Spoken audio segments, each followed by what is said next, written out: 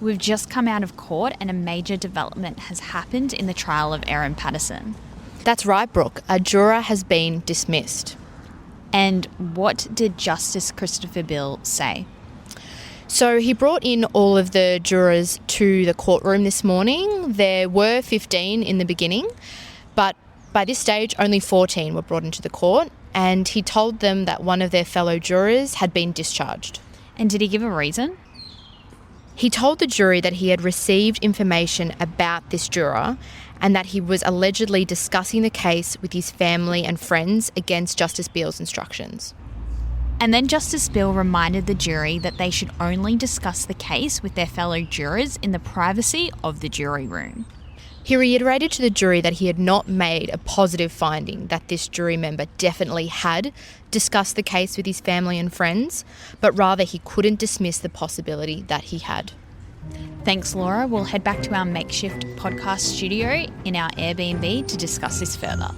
I'm Brooke Grebert-Craig, and this is The Mushroom Cook. I'm back with my colleague, court reporter Laura Placella. Laura, what a day. Yes, it's been a big one. Let's dissect it a bit more. What does this mean for the trial? Well, the fact that a juror has been discharged actually doesn't mean too much. So there are 15 jurors who were impanelled in this case when it started about 3 weeks ago, but now we're at 14. However, only 12 people will decide this case. So once all the evidence has been heard and the closing addresses have been given, only 2 jurors will now be balloted off instead of 3 to get to that magic number of 12.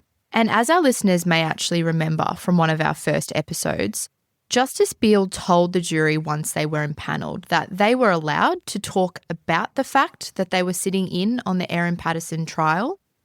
They could even mention that the case was expected to run for 6 weeks and the times they might be required to come to court. But he made it very clear that they weren't to get into a discussion with their family and friends about the case.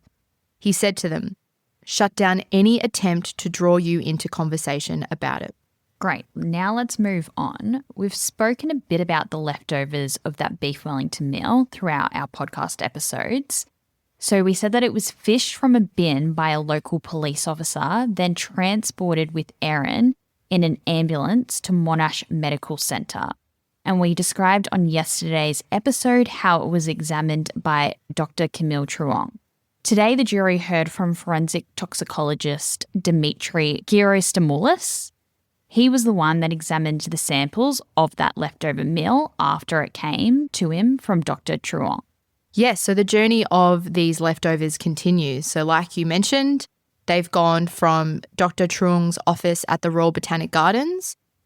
We're not quite sure exactly where they've been over the course of August, but by August 29, they're at a laboratory where they're being tested. Dr. Gerostamoulis works for the Victorian Institute of Forensic Medicine, and he spoke today about the analysis of toxicology and how exactly they come to their conclusions. He was asked today about this by Crown Prosecutor Sarah Lenthal. These are their words, it's not their voices. I'm going to start with the portions of food.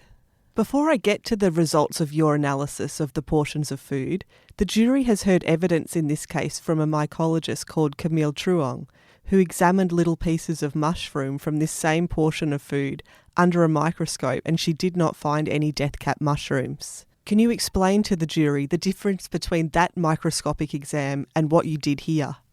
Microscopic exam is different to what we undertake. We undertake an analysis at much lower levels than what the naked eye can actually detect or identify. We don't rely on visual detection of compounds. We rely on sensitive instruments to be able to detect very low quantities that are not visible. So, I'm not saying that they weren't visible in the sample that was analysed, but they'd be difficult in the small amounts, particularly if they'd been put into food, to identify as death cap mushrooms. So the only real way of identifying poisons that have been put in food or in other preparations is analytically, and that's usually done by laboratories such as ours. So essentially, he said he was not looking for the visual aspects of mushrooms, but rather the chemical compounds of the death cap mushroom. Laura, what did he actually find in the leftovers? So just to take a step back, today really was another lesson for the jury, this time in the toxins you find in death caps, which are called amatoxins. And there's two in particular that are very lethal, alpha-amanitin and beta-amanitin. The court heard that these leftovers were tested in the lab and they were specifically looking for these two toxins. Photos were shown to the jury of the leftovers, and you could see that the toxicologists had separated the leftovers into pastry samples, mushroom paste, and meat. They ran their tests, and the court heard that one sample of the mushroom paste and one sample of the meat tested positive for beta-amanitin. So again, that is one of the toxins found in death cap mushrooms. Now, debris from the dehydrator was also tested. What was found on that? At some point in time, samples have been taken from this dehydrator of vegetable matter, and this is what the toxicologists were testing at their lab. The jury were shown the results of their tests, and 4 samples of the debris again tested positive for both alpha-amanitin and beta-amanitin. The jury heard samples from the lunch guests were also tested for amatoxins. This included samples of their blood, hair, and urine, and even liquid from Don Patterson's eye. The results of these tests were shown to the jury in a number of tables. The results showed that alpha and beta amatoxins were detected in Don's samples. This was the same for Ian Wilkinson's samples. But the court heard that samples taken from Gail and Heather did not show any presence of these two toxins. Now, samples were also taken from Erin Patterson and her kids. Laura, what were the results? Again, the court heard that there was no detection of alpha and beta amatoxins. The jury is set to hear from Dr. Girostomoulis tomorrow, but it is worth noting that in the prosecution opening, the jury heard that Don, Gail and Heather's autopsy reports all showed that their deaths were compatible with the consumption of death cap mushrooms. Now let's move on to our last witness that took to the stand today. Child protection worker Katrina Cripps spoke to Erin on August 1, which was 3 days after the lunch. She told the jury that Erin spoke to her about her relationship with Simon. Our listeners may remember that in 2022, Simon and Erin had a dispute relating to child support, and that formed the basis of some of the discussions between Erin and Miss Cripps. She told the court that Erin had told her that Simon had been mean in the past, but he had never been nasty. But it was at the time of the child support dispute that this changed, and she felt he had become nasty. Miss Cripps also told the jury that Erin told her that Don and Gail had been parents she had never had, and they always treated her like a daughter-in-law. But when her relationship changed with Simon, she felt like they isolated her.